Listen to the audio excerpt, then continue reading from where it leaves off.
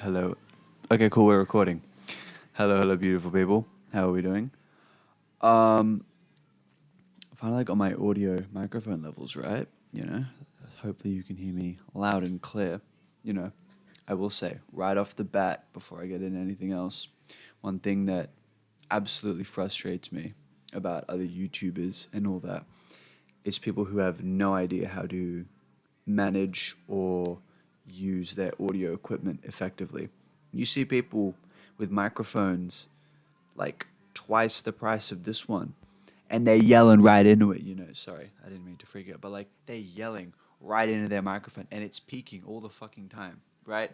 So many people I've seen with peaking ass microphones, right? Peaking, to those of you who aren't audio nerds, because I am a bit of an audio nerd. I'm actually, that rectangle there, that is my qualification from TAFE in sound production. I learned this shit, you know? I'm legal, not legal, well, I mean, yeah, legally. I am qualified to do audio work to some degree. It was a Cert 3, but still, I'm trained, I'm qualified. I know what I'm talking about to a degree in the world of audio. And it shits me up the wall because I see so many YouTubers doing it. They're talking either too close to the microphone, or they've got it cranked up too high, or they're talking too loud into it. They're not respecting the microphone. They're not respecting the wavelengths that are going on. And it's peaking the fuck out. And I didn't even explain what peaking was because I went on a tangent. Peaking is when you talk. Ooh, got a bit of that popping. I should get a pop filter for this someday. But peaking is that crackling. When someone screams really loud into a microphone, it gets all distorted and crackly. That's what peaking is. And you'll notice it now. I hope, now that I've mentioned it, you'll notice how many YouTubers just treat their microphones like shit and they get terrible audio for it and they never fix it. And it frustrates me to high heaven because I'm running this microphone through an interface and I'm able to adjust the input gain of the microphone and I'm able to twiddle with all sorts of knobs and make it come through pretty clear, and I speak with a pretty even tone of voice, in order to make sure that I'm not fucking with the microphone too much and I don't have it too hot. Look, that I spent 2.5 minutes discussing audio, and that's not even what I wanted to discuss. Um, Again, I feel like it's very important. Fit check. Okay, hold on. We're wearing Tool again today. That up the front, you feel me? And then,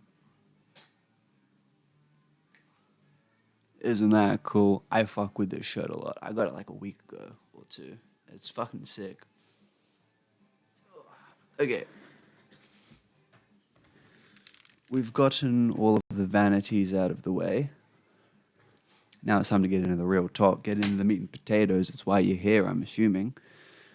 Um,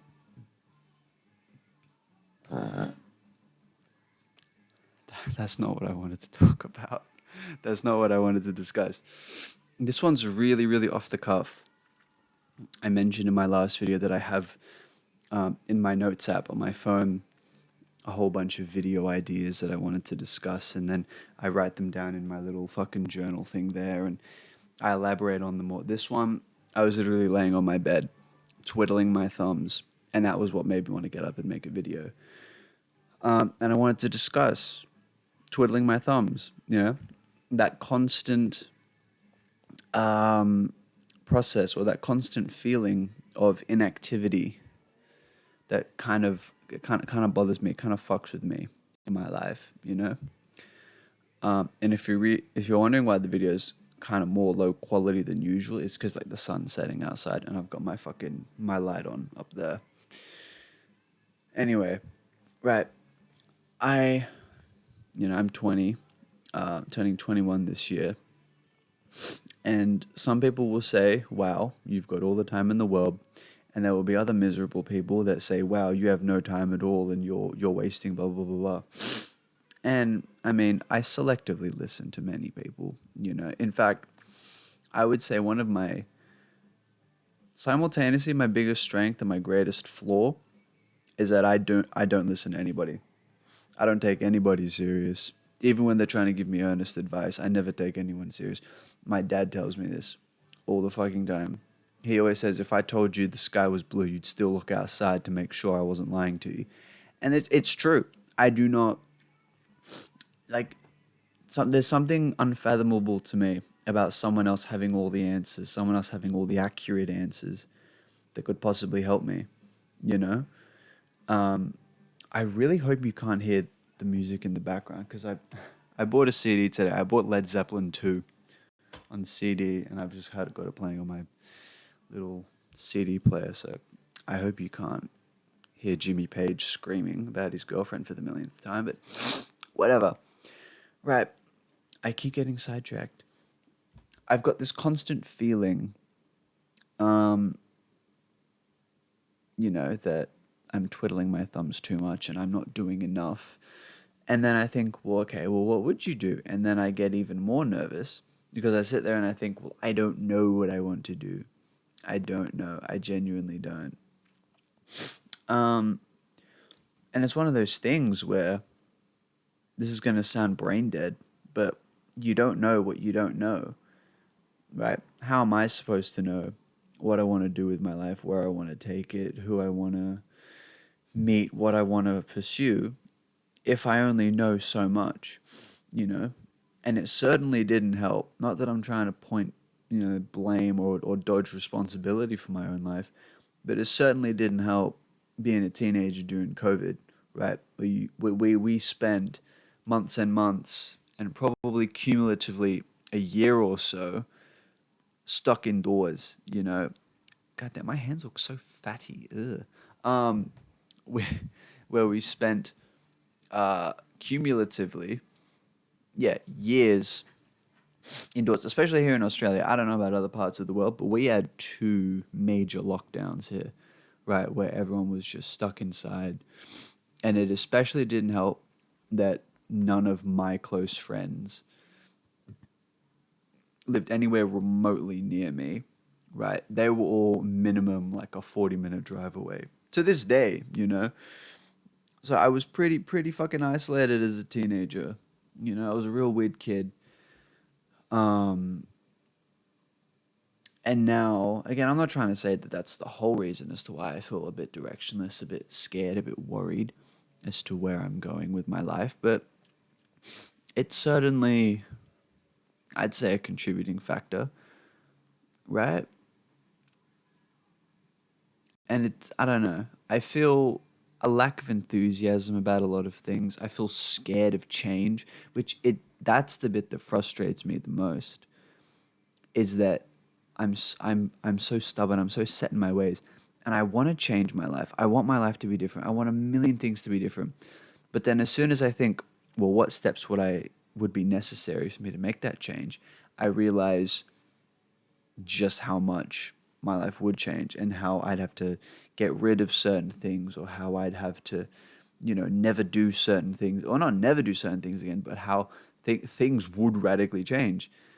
And I know deep down that it would be for the better, and I know deep down it's a part of life. You need to lose things, you need to cut things away in order to detach and become a more fully formed human. And in the end, I do want that, but I think it's just this major hurdle of mine of deciding what the best path forward is and how much I'm willing to sacrifice for what I know deep down will benefit me, you know? Um, it's all very contentious, and no amount of uh, self introspection and Pink Floyd listening is gonna make me come to some profound realization. Um, I'm gonna have to make a decision sometime soon, because not I can't afford to keep doing this, because I mean I'm 20, but at the same time, some part of me feels like something's gonna snap. Something's gonna snap. Something's gonna not snap in a bad way, but more just like I'm gonna just lose my shit and like go into one of those like multi-month depressive episodes, because I have my occasional episodes, but they're normally like a couple weeks, I kind of just got out of one, really. It not their time to like clockwork, but they come and go, you know, and that's kind of one of the biggest, I guess, not unspoken, but one of the biggest things no one tells you about. One of the biggest hurdles that no one talks about a lot with mental illness. We're finding our way to the correct sentence eventually. One of the biggest hurdles with mental illness that not many people will tell you about is that it forces you, whether you want to or not, to restructure your life and the way you operate to accommodate it. As much as people will tell you your mind is yours and you need to harness it, and I do agree with that to a degree, but sometimes it's a cat in water, right? And it's gonna run from you, and you cannot pick it up. It's gonna scratch, it's gonna bite, it's gonna run into the other room, and you need to literally just let it calm down and wait for it to come back to you. Unfortunately, at least that's been my experience with mental health and all that. And again, I have to take that into account moving forward too, because while I'm in this sort of mentally stronger headspace, I don't know how long it's going to last. A, but B, I feel a heightened sense of pressure to make use of it while I feel stronger, while I feel healthier, while I feel capable of coming to more well-informed conclusions about things, Because there are some periods of life where you're just sitting there and you just go, I want to just book a flight to Mongolia and go lay down in a grass field and get eaten by vultures. Like just wild shit that you ordinarily wouldn't, or you'd sit there and you go, I'm gonna move north and I'm gonna get on a fishing vessel like Forrest Gump and I'm just gonna be a fisherman for the next year and a half, and then after I'll take the savings and I'll go to fucking Thailand and I'll start a banana farm, just all this crazy, insane shit, right? That no normal person would ever sort of contemplate, So I feel certainly, I feel like I'm at a crossroads to a degree. To a degree, part of it feels like it's all in my head, and part of it genuinely feels like, well, I mean, it's always all in your head to a degree. Like I say to a degree too much. I'm gonna try and have to cut back on that. But a lot of it is all in your head. Human beings did not evolve, to have less hair on their bodies and to have higher intelligence and walk on their back feet just to tap fucking credit cards and discuss matcha labubu latte bullshit. Do you really think that the chimpanzees that evolved the higher intelligence out of where fucking Africa, that's where chimpanzees are from, do you think that the first humans roaming Africa had any conception of like credit scores or, oh, I have a career and I have a 401k and my kids are going to Ivy League colleges? No. What they had was, my mate got a new spear, we're going to go catch ourselves a fucking mammoth tonight. Whole tribe's eating good, Ancient humans were about that shit. And I'm not trying to say that the key to life is to go on the paleo diet and eat fucking blueberries off a wooden cutting board like a fucking idiot, But what I am saying is that a lot of the significance that we attribute to things in our modern lives really are inventions of people thousands of years older than us that like the whole concept of currency. I know I sound like some fucking stoner, who's cornered you at a party going, money's fake, man, and the government just wants you. I know I sound like that, but I guess it's a self-soothing exercise. I'm telling myself that careers aren't real and money isn't real and humans aren't really here for any significant reason. And while to a degree I do believe in it, I do think that humans aren't exactly as important as we all believe we are. Like, of course, I think I'm important to my own life because I'm the one trapped in here, These are my eyes looking at me and that computer screen. It's not my sister's eyes. It's not my mother's eyes. It's not my mate James's eyes. Shout out James, right? It's not anyone's eyes. They're mine. So of course I'm gonna care about this pair more than anyone else's, you know. And maybe it's that delusion that just because you're seeing something from a very specific perspective, you feel like it actually has some. I keep popping the mic. You feel like it has some level of significance, you know. Um, all of this is to say, I don't really know what career path I want to pick. And I wish that wasn't the case. I wish I knew, and I wish I had the fortitude to commit, and I wish I had the fortitude to keep sticking with something. Because what's happened so many times is I'll enroll in a course and I'll hate it and I'll start stumbling academically, and then that just turns into full on tripping and falling over. And I fall flat on my face and I get dejected and I get depressed and I drop out. Right? That's happened multiple times. I stuck with the TAFE thing though, because I really, really did. I did love that audio work. I really, really did. It was a really good experience. I met some really good people. And I've got some valuable knowledge that I use to this day when I'm making my own music. I didn't even tell you guys that I make music. I do. Wow. I have a lot of videos to make. I have a lot to tell you guys about. Oh my goodness. Um, I feel like I should be wrapping this one up because there's only so much I can say on the one topic before I have to go off and sit in a corner and start pondering what the fuck I'm gonna do with my life. You know, because I keep getting ads on my Instagram. This is what one of my closing thoughts. I keep getting ads on Instagram of like, oh, work travel in Canada, right? And I remember sitting there thinking, God, I'd love to see Canada. I want to see snow. I've never seen snow in my life. Right? I live in Australia, where the only places it snows is like way down south in like Hobart or like the Blue Mountains and a couple other places that get occasionally cold for like 2 days in winter. We just don't get snow here. It's that fucking hot. Today it would have been like the high 20 degrees, maybe early 30s, maybe, I don't know. But yeah, we have like 40 degrees Celsius days. I don't know what that is in Fahrenheit, but it's not uncommon to get 40-degree Celsius days here. And that's fucking bad. That's like Africa levels of heat if you just don't understand. I don't know. But point is, right, I keep getting these ads. We're circling back to Canada now. I keep getting these ads of being like, oh, travel to Canada and we'll set you up with a working visa and, you'll get to work between 4 months and 2 years or whatever. And I remember sitting there thinking like, I think that would be a really valuable experience. I might do it.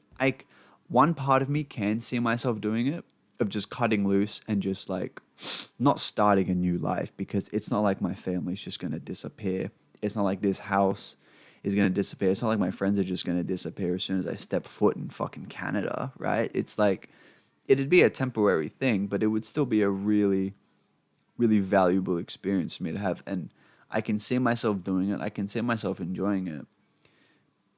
But I can also see myself getting a little homesick. I can see it going tits up in a number of ways, you know.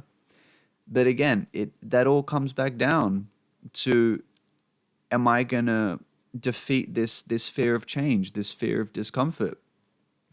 You know, am I holding myself back from doing something that could be a super valuable experience? And I don't know if it'll be a valuable experience, and whether or not it's kind of in my control if it's a valuable experience. If I do nothing but act like a shut-in and I don't make any new friends and I put in no effort, then of course it's not gonna be fucking worth it, right? Um, but of course, I don't know. I need to do a lot of thinking, because as of right now, the spontaneous decision to book a flight to Canada from Australia and go fucking live there for a couple months and just ditch everything I have here, it sounds a little mentally ill. I'm going to be real with you. There's a lot of thought required for it.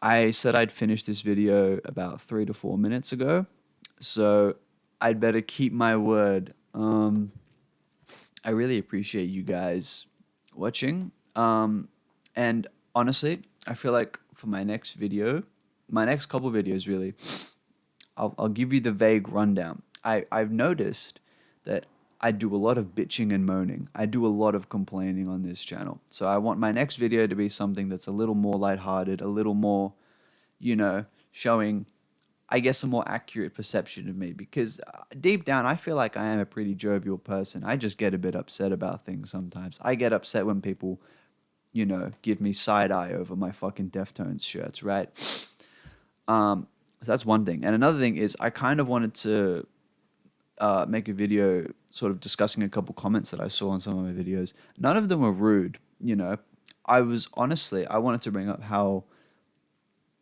I guess, truly flattered I was that, I'm a pretty small time channel.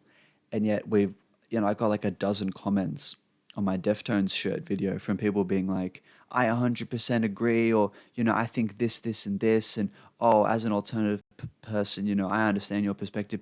Like, people were sending paragraphs, and I was shocked. I did not think people would care that much, or that people would resonate that heavily, or so quickly. So that was a really nice, that was really, really flattering to see. And I'm very, very grateful for everyone who left their thoughts and opinions on that video. Very, very glad to hear it, very, very glad to see it.